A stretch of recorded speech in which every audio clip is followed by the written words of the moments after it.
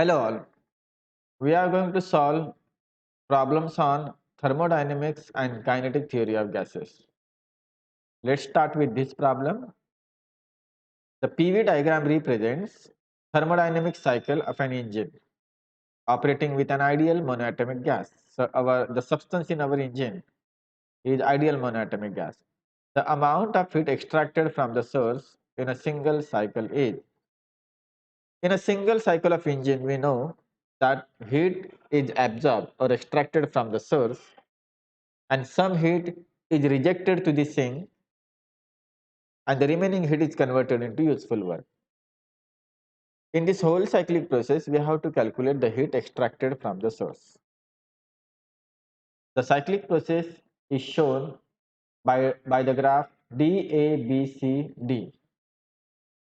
In this whole process, heat is extracted in a part of the process and in the remaining part the heat is rejected to the sink. So first we will have to identify the parts of the process in which the heat is extracted from the source. And what is the clue to that? Whether heat is absorbed or rejected by our system. If the temperature of our system rise in the process, it means heat is absorbed. If the temperature fall, it means heat is rejected. When temperature rise, the temperature change is positive. When temperature fall, the temperature change is negative. So when temperature change is positive, it means heat is absorbed. When temperature change is negative, the heat is rejected. So the cyclic process is simple. It is represented by a rectangle. And we can conveniently divide this process, entire cyclic process, into four parts represented by four sides of rectangle DA, AB, BC, and CD. We can start from any point in a cyclic process. We prefer to start from the point D and consider the process from D to A. We calculate temperature change in this process. If the temperature change is positive, it means it will be absorbed in the process from D to A. So let us consider the process from D to A. Process from D to A. Universal gas equation applies to any process. In whatever way the process is carried out, universal gas equation is always applied for system consisting of gas. The universal gas equation states that pressure into volume equal nRT. So this equation applies to the process from D to A also.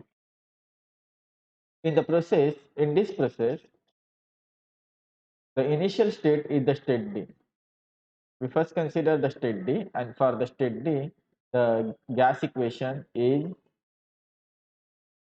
P0 into V0. P0, V0 represent the pressure and volume when the state of the gas is at D, and is equal to N R, and there is some temperature at the point D. We represent that temperature by TD. We have equation similarly for the final state of the process dA. The final state is A. Here also we have gas equation. The pressure in the state A is 2P0. The volume remains same throughout the process, N R, and the temperature at in state A we represent it by TA. We have to calculate the change in temperature in the process so that we will know whether the heat is absorbed or rejected. So to calculate the change in temperature in the process, we subtract equation 1 from equation 2. Subtracting equation 1 from equation 2, and this will give us 2P0 minus P0 into V0 on the left hand side, and on the right hand side we have NR final temperature. Final temperature is the temperature of A minus initial temperature, which is the temperature of D. So we get P0 V0 equal to NR, and I represent change of temperature by delta T in the process from D to A. I write it as dA, temperature change dA. So the temperature change for the process dA equal P0 V0 upon nR. All the quantities on the right hand side here are positive. P0 pressure, V0 volume, they are positive. N and R are also positive. So right hand side is positive. This means that the change in temperature in the process due to A is positive.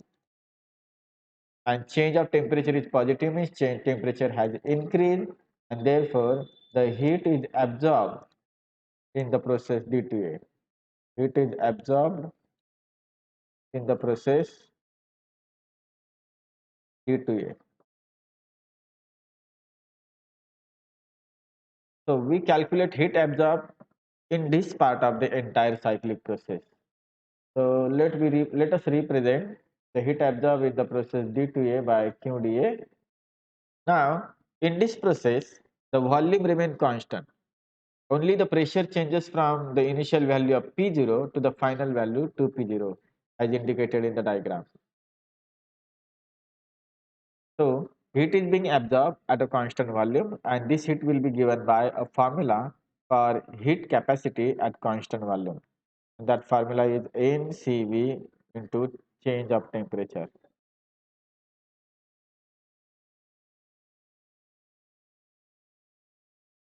For monoatomic gas, there are 3 degrees of freedom. And according to the law of equipartition of energy, we have CV equal to CV equal to 3 by 2 R for monoatomic gas. The equipartition of energy states that there is half kBT of energy on an average associated with each molecule of gas. So we continue with this formula, with this fact for the heat capacity at constant volume, and we get QdA equal N multiplied by 3 by 2 R, and we substitute for delta TdA. This is delta TdA. Let us represent this equation as equation 3. So from equation 3 we substitute for delta TdA, which is P0 V0 upon NR. R n cancel and this gives us 3 by 2 P0 V0. So let's design this equation as equation 4. So heat absorbed in the process from D to A is 3 by 2 P0 V0. This is just one part of the process in which heat is absorbed. Heat might have been absorbed in the other part of the process also. So we now move on to the next process which run from point A to point B. Here we note that for this process the pressure remains constant at 2P0 while the volume change from V0 to 2V0. So again to this part of the process we apply gas equation and the similar analysis. This similar analysis to the process from A to B will lead us to this equation. We write similarly for the process from A to B. For the process from A to B using ideal gas equation, we get only pressure is changing. Change in pressure delta P multiplied by volume equal change in temperature N R delta T from A to B. We get this equation. Change in pressure is not changing for this part of the process. I wrote this equation by mistake. For this process, pressure remain constant at P2P0. Pressure P is 2P0 for the entire process, while the volume changes from V0 to 2V0, V0 to 2V0. So using ideal gas equation, we obtain 2P0 into 2V0 minus V0 equal NR, the temperature difference, TB temperature at point B minus temperature at point A, and this gives us 2P0 into V0 equal NR, and we represent change in temperature by delta T BA for the process BA, and this gives us delta T BA equal to 2P0 V0 upon NR. Again the number on the right hand side is a positive number, so this means that the change of temperature is positive for this process also. The change in temperature is positive, this means that heat is again absorbed. Heat is absorbed in this process also, or this part of the process also. Now this process is carried out at constant pressure. So we use a formula for heat capacity at constant pressure and find out the heat absorbed in the process from A to B. The process from A to B, and that formula is ANCP multiplied by change of temperature in the process A to B. Now for monoatomic gas, Cp is equal to pi by 2R. Again this is the result derived from equipartition of energy pi by 2R. So we design this equation as equation 5. So we substitute for Cp and equation 5, and we therefore get QAB equal to N pi by 2 R, and the change in temperature, we substitute for the change in temperature from equation 5, which is 2P0 V0 upon NR. NR and 2 which cancel, and we get the process heat absorbed in the process AB to be 5P0 V0.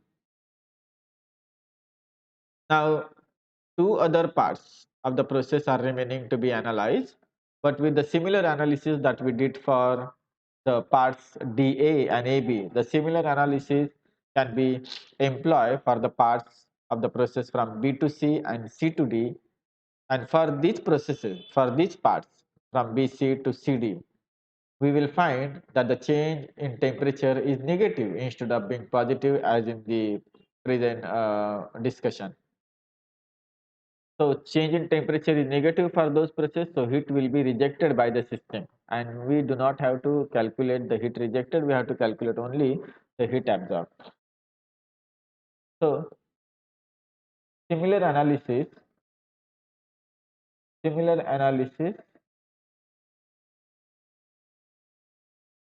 applied to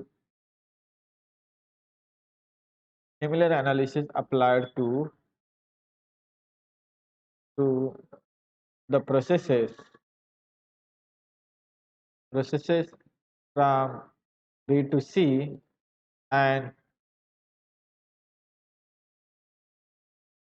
C to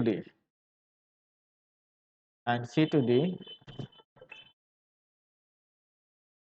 reveals that heat is rejected by the system.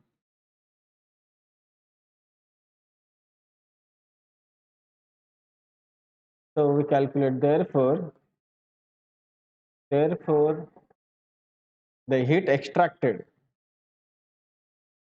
in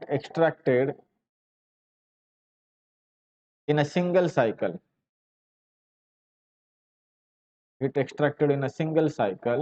is Q equal to heat extracted in the process CD, not a CD, it is a DA.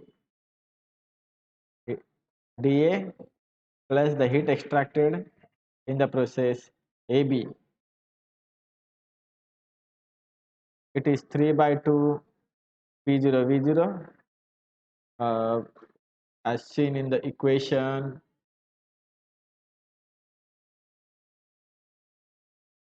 Where is that equation? We calculated heat for CV. Here, equation 4. The heat extracted in the process dA. Heat extracted in the process dA is 3 by 2 P0 V0, equation 4. And here, this equation 6 gives us the heat extracted in the next process from A to B. So it is 5 P0 V0 from equations 4 and 6. So now the total is simply 13 by 2 P0 V0. So total heat extracted by the system in a single cycle is 13 by 2 P0 V0. And therefore the correct answer is option 1.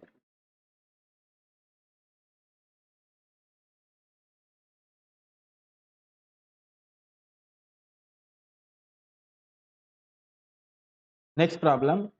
1 mole of diatomic ideal gas undergoes the cyclic process as shown. The process BC is adiabatic.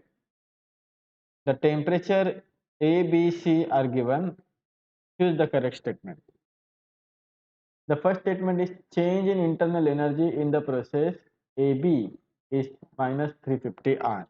So we first test whether this statement is correct or not. We calculate change in internal energy.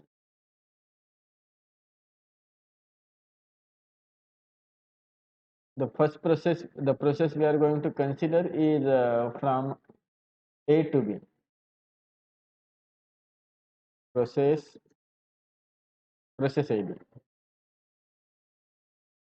For the process AB, we have to calculate change in internal energy. We know that the heat capacity at constant volume, the process AB is carried out at constant volume, and whatever way the process is carried out, whether at constant volume, at constant pressure, or in some mixed way where the pressure and volume may both vary, whichever way the process is carried out, the heat capacity is always equal to change in internal energy per unit change in the temperature, du by dt. So we have 1 mole of diatomic ideal gas and Cv is equal to du by dt. So du, change in internal energy, it is equal to Cv multiplied by dt.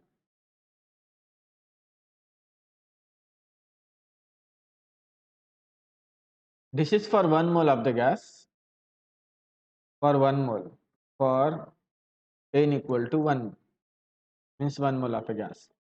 If there is n mole of gas, then we will have to multiply here by n, because change in internal energy is the extensive quantity. If you have greater amount of gas, it holds greater internal energy. So du equal to Cv into dt for 1 mole of diatomic gas. Now diatomic gas, a diatomic molecule have how many degrees of freedom?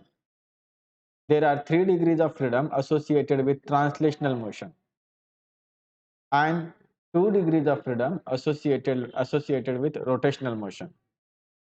And we assume that our diatomic molecule is rigid. It means the atoms of the molecule, the 2 atoms of diatomic gaseous molecules are not vibrating. It means they are rigid. It means the distance between them remain fixed. So this diatomic molecule can translate and rotate, but there will be no vibration. So there are 2 degrees of freedom associated with the rotation of diatomic molecule. So total number of degrees of freedom are 5 for a single molecule. And for 1 mole of gas, we have Cv equal to pi by 2R.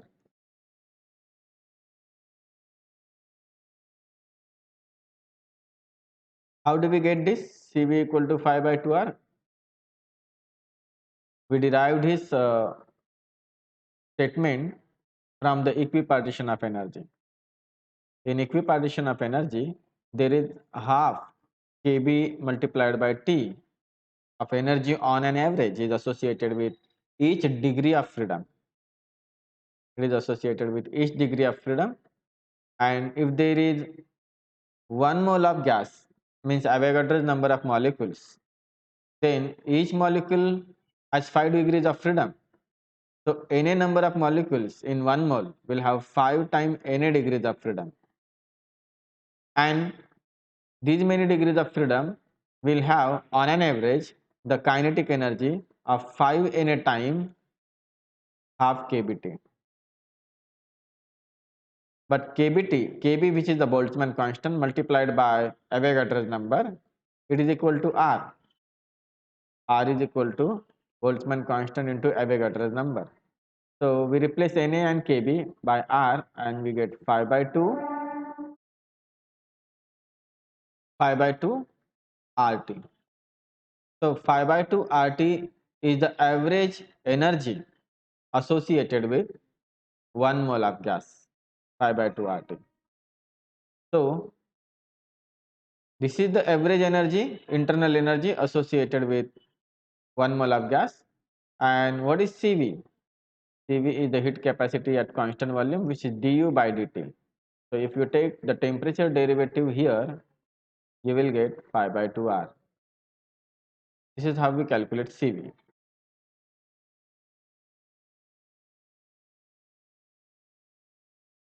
So it is not necessary to derive each formula that we use in the calculation, because it is expected to be have been done during theory lecture. So we directly use the formula Cv is equal to 5 by 2 time R for a diatomic, a rigid diatomic molecule. The rigid or the gas that consists of the rigid diatomic molecules. So the change in internal energy for the process AB is equal to 5 by 2 time change in temperature, and the temperature change in the process from A to B is 400 Kelvin. So 5 by 2 multiplied by 400 Kelvin is the change in temperature. So we get du equal to 1000. Change in internal energy is about 1000 joule. So the first statement is incorrect. I forgot to write R. It is R present here. So R and R. So in the process AB, the change in internal energy is 1000 R joule, and here it is given to be minus 350 R. So first statement is incorrect. In the second statement, in the second option, the change in internal energy in the process BC, the process BC is given by the curve extending from B to C, and the temperature is decreased there. So in this process also, we have to calculate only the internal energy. So as I have already said, whichever the way the process is carried out, the change in internal energy is always given by this formula Cv equal to du by dt for 1 mole of gas. So again we use the same formula Cv equal to du by dt for the process uh, BC, for the process BC, and this gives us dV equal to Cv into the change in temperature. So everywhere we will have Cv equal to 5 by 2 R. So du is equal to 5 by 2 R into change in temperature. The change in temperature is from 800 to 600 Kelvin in the process BC. So it is 5 by 2 time R. The change in temperature is minus 200. So it is minus 500 R. So change in internal energy is minus 500 R. So second option is correct. We can similarly check the correctness of option 3 and option 4.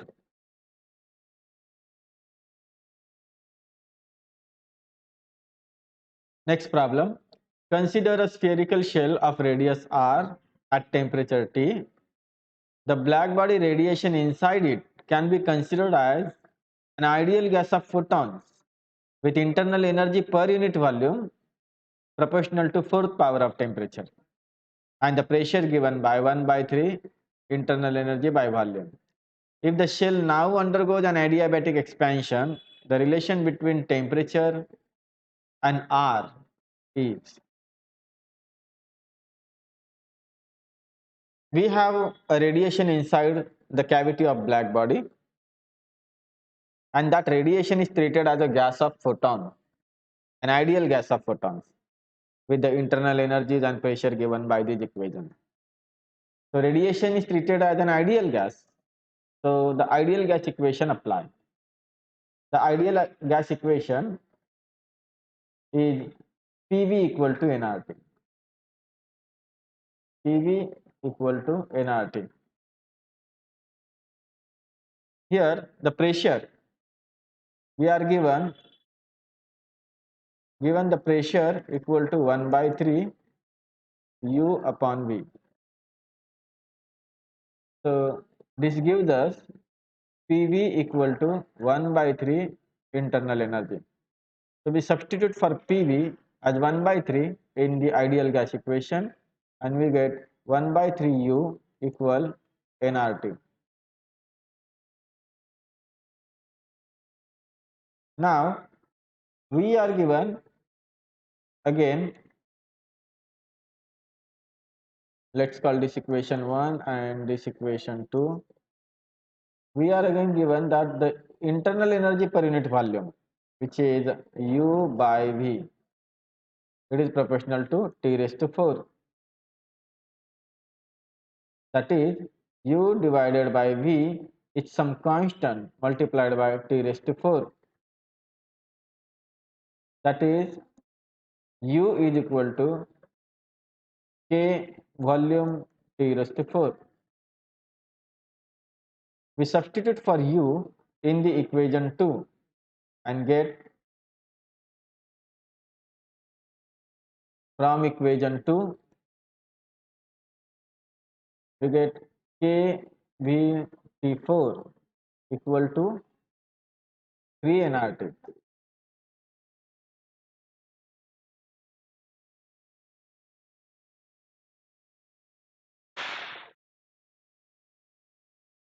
There may be a confusion because the radius of the shell is also represented by capital R, while we already have this symbol for universal gas equation. So for the present purpose, we take the radius of the shell to be small l and continue to use capital R for ideal gas constant. So this is volume. We have to find how the radius of shell relate with the temperature. So I transfer the constant K on that side. I will get Vt cube equal to 3nr upon K, and the volume, the spherical shell volume may be written expressed as 4 by 3 pi r cube, where r is the radius of the shell, into T cube equal 3nr upon K. Again we have constants 4 by 3 pi. We transfer them onto the other side and keep radius and temperature on one side. So we have 9 nr by 4k. So right hand side is constant. So we see here that if we take cube roots, this is the cube root. Again, the right hand side is constant. This means RT equal constant, and this means R is inversely proportional to the temperature. So correct option is option number 3.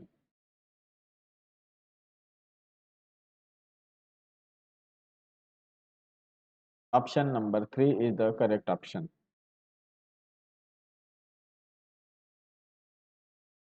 Next problem, a solid body of constant heat capacity. Heat capacity is constant. That heat capacity is C is equal to 1 joule per degree Celsius. It is being heated by keeping it in contact with reservoirs in two ways. The first is sequentially keeping in contact with two reservoirs such that each reservoir supplies the same amount of heat.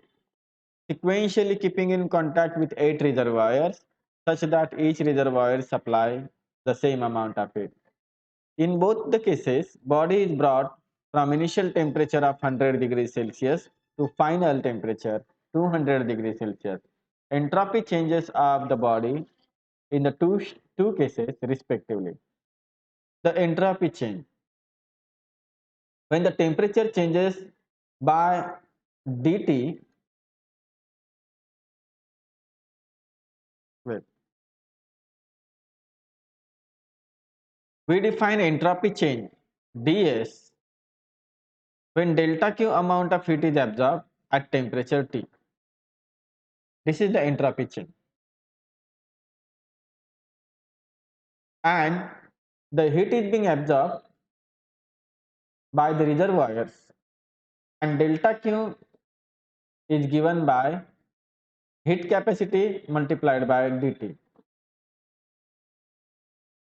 So we have ds equal to C by T into dt. This is the entropy change, infinitesimal change in entropy when temperature change by dt. So when temperature change from T1 to T2, the change in entropy is change in entropy. The total change in entropy as the temperature change from T1 to T2 is the integration of C by T dt from temperature T1 to temperature T2. And this integration is particularly simple for the present case because heat capacity is constant and it is 1 joule per degree Celsius, and temperature is changing from 100 to 200 degrees Celsius.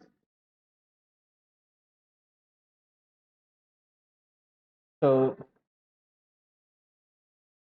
we might feel that we should use the temperature in Kelvin scale, but it is not really necessary. We first solve this equation by taking the temperatures simply as T1 and T2 and then substitute for T1 and T2. So C is equal to 1, T1, T2, 1 by T dt, and the integration is simple. It is log T from T1 to T2, and this is equal to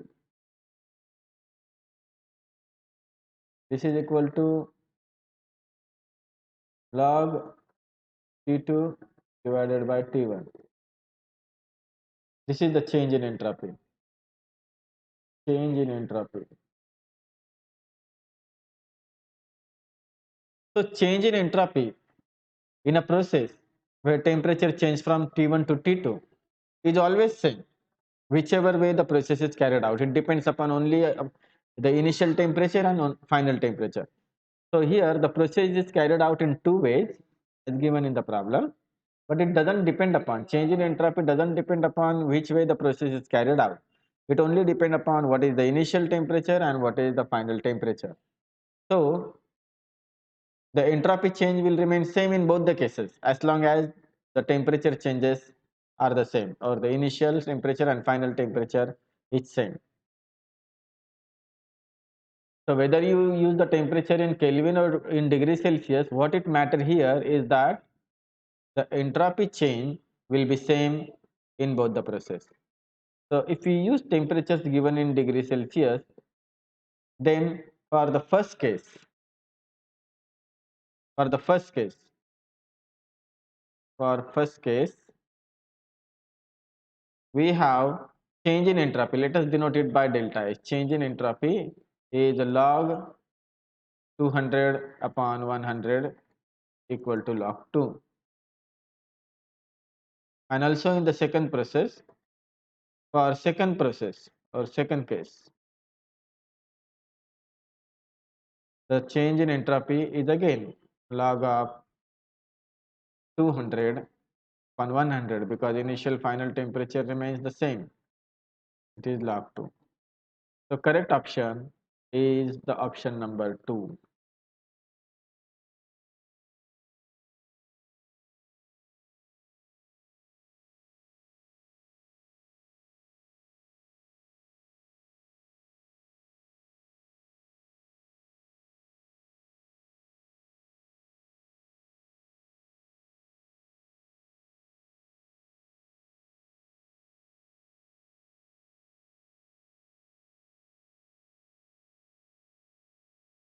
Consider an ideal gas confined in an isolated closed chamber.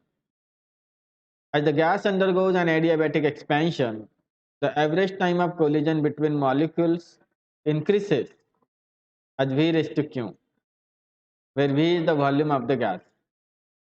The value of Q is the average time of collision, tau, is equal to 1 upon n pi d square RMS velocity, where n is the number density of gas molecules, d is the diameter of molecule, and pi is constant.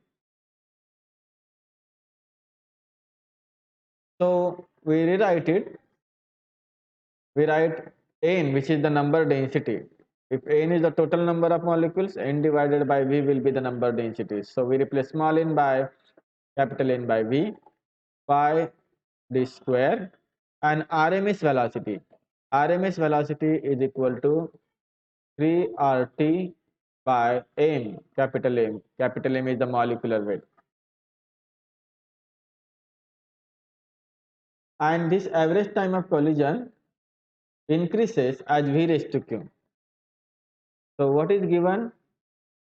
We are given that tau is proportional to V raised to Q, where V is the volume, and therefore we can write tau equal to constant multiplied by V raised to Q. We have to find the value of Q.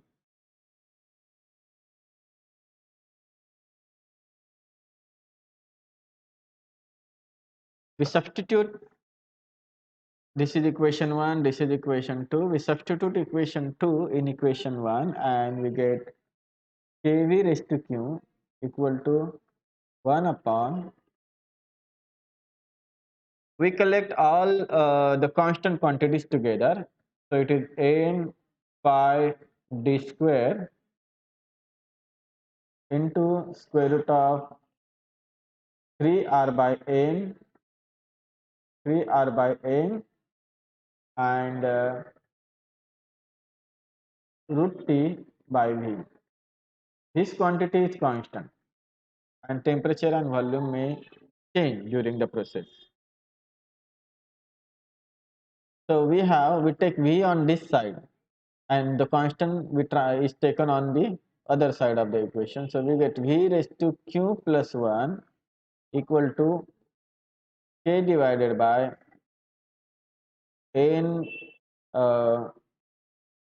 n pi d square square root of 3r upon n, 3r upon n into 1 by root T. So this is constant. We take root T on this side again. So before we do that, we write it V raised to Q plus 1 equal to some constant multiplied by 1 upon root T. This means that V raised to Q plus 1 equal to, I represent this constant again by K divided by root T, but now it is a different K. from the one we used earlier. Here it's a different K. We know that for adiabatic process, the process is adiabatic. Since the process is adiabatic, for adiabatic process, Tv raised to gamma minus 1 is constant. Tv raised to gamma minus 1 is constant. So we try to put this equation number 3, in a form Tv raised to gamma minus 1 equal to constant. To do this, we square on both sides. Squaring equation 3. This is equation 4. So when we square it, we get Tv raised to 2q plus 2 equal to constant. K square is constant again.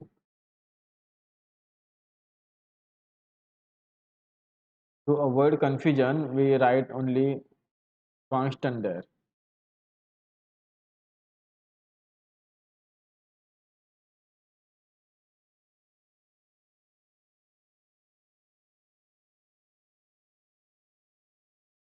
Constant.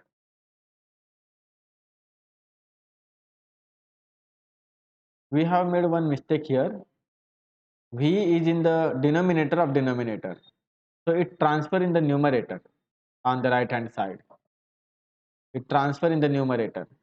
And from the numerator, when transferred on the left hand side, it will be in the denominator. So power of V must be Q minus 1, not Q plus 1. So I make these changes.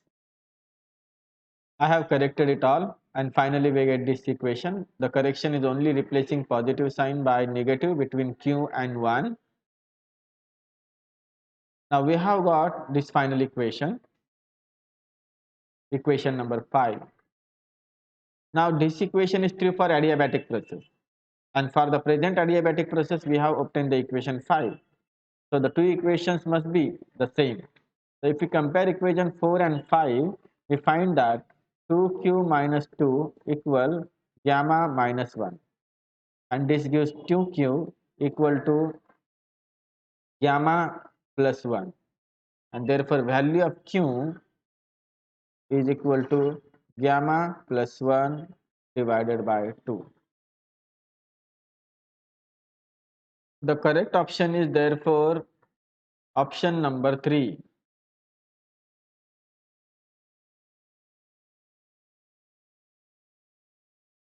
Next problem. An ideal gas undergo a quasi-static process, reversible process, in which its molar heat capacity C remain constant. If during this process the relation of pressure and volume is given by PV raised to N equal to constant, then N is. So we are given how pressure and volume vary during the process. It is according to this equation, PV raised to N equal to constant. We are given the molar heat capacity, but it is not clearly mentioned whether it is a constant pressure heat capacity or the constant volume heat capacity. When the process is carried out at constant pressure, it is the heat capacity is Cp, and when the process is carried out at constant volume, the heat capacity is Cv. But in the present case, the process is carried out neither at constant pressure nor at constant volume, but the pressure and volume both change according to this equation. We know the relationship between heat capacity Cp and Cv. It is Cp equals Cv plus R. For a general process where pressure and volume may both change, we, we have a first law of thermodynamics that tells us how heat exchange between the system and surrounding occur. The first law of thermodynamics states that the heat exchange is equal to change in internal energy plus work done. We divide both sides of equation by n into delta T. Delta Q divided by N delta T. Delta T is the change in temperature. N is the number of mole of gas. Du equal N delta T and plus W equal N delta T. So on the left hand side we have heat absorbed per unit mole of the gas per unit change in temperature. So it is a molar specific heat. On the left hand side we have molar specific heat. So we write C on the left hand side for molar specific heat representing the heat per unit change in temperature per unit per mole of the gas. On the right hand side, the change in internal energy divided by change in temperature per mole of a gas. It is the molar specific heat at constant volume CV, and then work divided by N delta T. So we are going to derive a relationship that is similar to this case. But in the present case, as we have already understood that the process is carried out in a different way, not at a constant pressure or at a constant volume, but pressure and volume are both changing according to the equation. So we cannot use this equation. This first equation cannot be used in the present case. Okay, so how we calculate W in this process? W is given by this integration. Volume changes from V1 to V2 PdV. So we calculate work and then substitute here. And then we obtain some relationship and then we can find out the answer to this question. So what is the relationship between pressure and volume for the process? We are given that PV raised to N is constant. We write that constant, say capital K. This means PV is equal to K divided by V raised to N. Suppose this is the equation 1 and this is equation 2 and this is equation 3. We substitute in equation 2 now and get work equal to K integration of 1 upon V raised to N dV from V1 to the volume V2. So this simply gives us K upon 1 minus N V raised to 1 minus N V1 V2. The integration is simple to carry out. So K divided by 1 upon N, we can write this V raised to, we write it as V divided by V raised to N.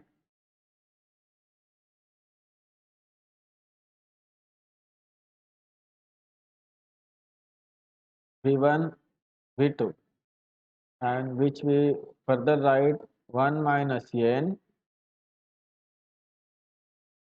V2 upon V2 raised to N minus V1 upon V1 raised to N. This is equal to, we multiply K inside and we write it as 1 upon 1 minus N. We write it as K upon V2 raised to N into V2 minus K upon V1 raised to N into V1. Now from equation 3, we can identify K upon V2. We first write it. K upon V2 is P2 and K upon V1 is P1. We get this as well. And now we use universal gas equation, which states that now PV equal to nRT. So using this equation, we have W equal to 1 upon 1 minus n P2 V2 minus P1 V1 will be NR into T2 minus T1. We write T2 minus T1, the change in temperature, as delta T. Delta T. So we have calculated work equal to NR 1 minus N delta T. Now we go back to equation 2. Let's say this is equation 4.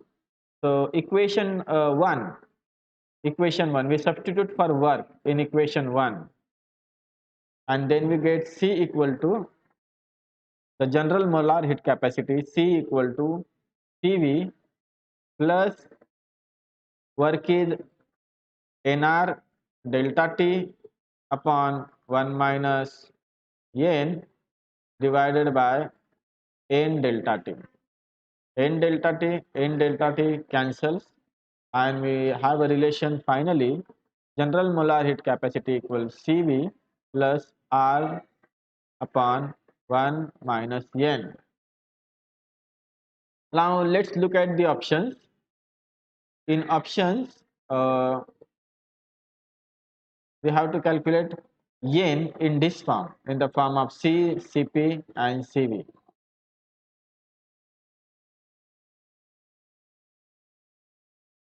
Look at the options again. We see that in every option Cp is present. In every option Cp is present, and the equation we have derived, in this equation no Cp is present. So if you could somehow bring Cp in this equation, then we can solve this equation and find out N in terms of C, Cp and Cv. We know that Cp minus Cv equal R, and therefore Cv equals Cp minus R. Cp minus R. There is another equation, Cp upon Cv equal to gamma, which gives Cv equal, or which gives Cp equal Cv gamma. So we substitute Cv gamma for Cp and get Cv equal gamma Cv minus R, and this gives us gamma minus 1 Cv equal R, and therefore Cv equal R upon gamma minus 1. So we substitute Cv equal gamma minus 1 in this equation, the equation 5. We substitute for Cv as R upon gamma minus 1, and we get C equal to R upon gamma minus 1 plus R upon 1 minus N.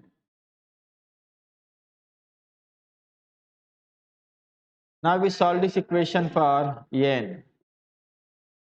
So we have R upon 1 minus N equal to C minus R upon gamma minus 1. This gives us gamma minus 1 into C minus R upon gamma minus 1. Therefore 1 minus N is equal to gamma minus 1 upon gamma minus 1 into C minus R multiplied by R. Now this gives N equal to 1 minus gamma minus 1 R upon gamma minus 1 C minus R. This is equal to gamma minus 1 C minus R minus gamma minus 1 R, divided by gamma minus 1 C minus R.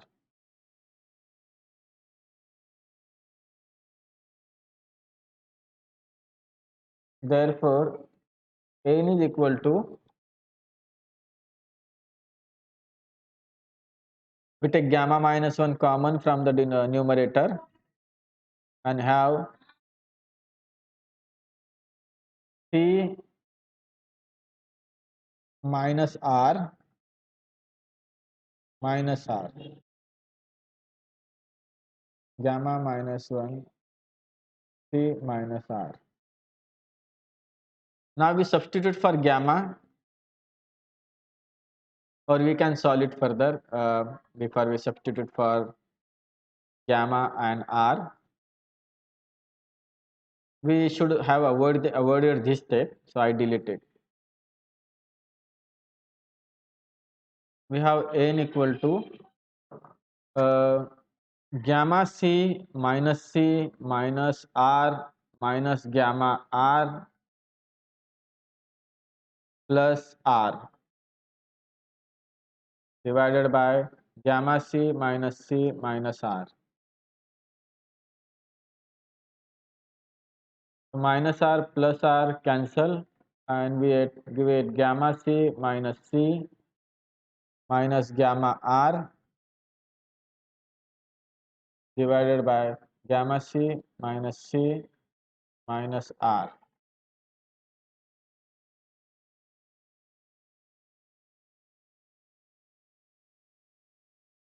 Now we substitute for gamma as Cp upon Cv. Cp upon Cv multiplied by C minus C minus Cp upon Cv, and for R I write Cp minus Cv divided by Cp by Cv multiplied by C minus Cp plus Cv.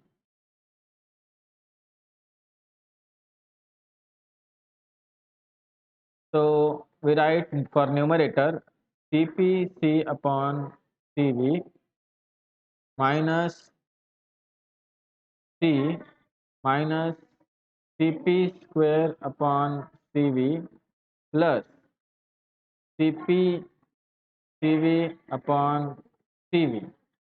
This is the numerator, and the denominator Cp upon Cv minus C minus Cp plus Cv.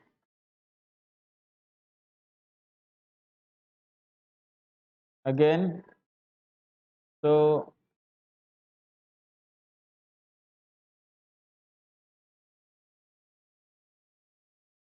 Cv cancels here, Cv get cancelled, so we just write Cv there. No, just write Cp here. Now we add the numerator. To add the numerator, we must set the denominator in every term of the numerator equal to Cv. So we should have Cv here, Cv upon Cv. So we have to multiply and divide C by Cv. So we will get in the numerator Cpc minus Cv minus Cp square plus Cpcv divided by Cv in the numerator, and in the denominator also we have Cpc minus Cv minus Cpcv plus Cv square divided by Cv. So this Cv cancel, and we have CPC minus CCV minus CP square plus CPCV divided by CPC minus CCV minus CPCV plus CV square.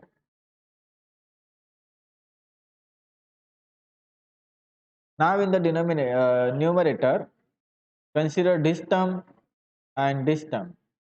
We take Cp common and in bracket we have C minus Cp.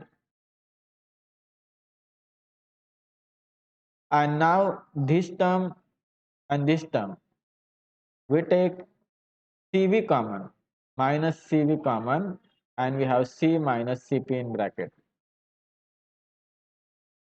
In the denominator, we consider this term and this term and then this term and this term.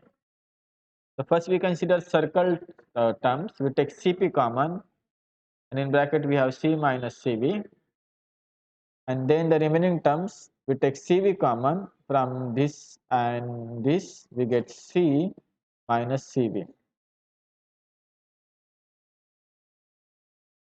So in the numerator we take bracket C minus Cp common and we will have Cp minus Cv into C minus Cp.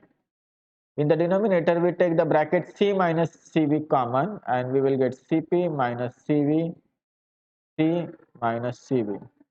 They cancel and finally we have n equal to C minus Cp upon C minus Cv.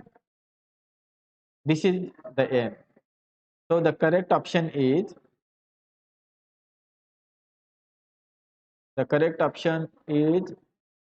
option number 3.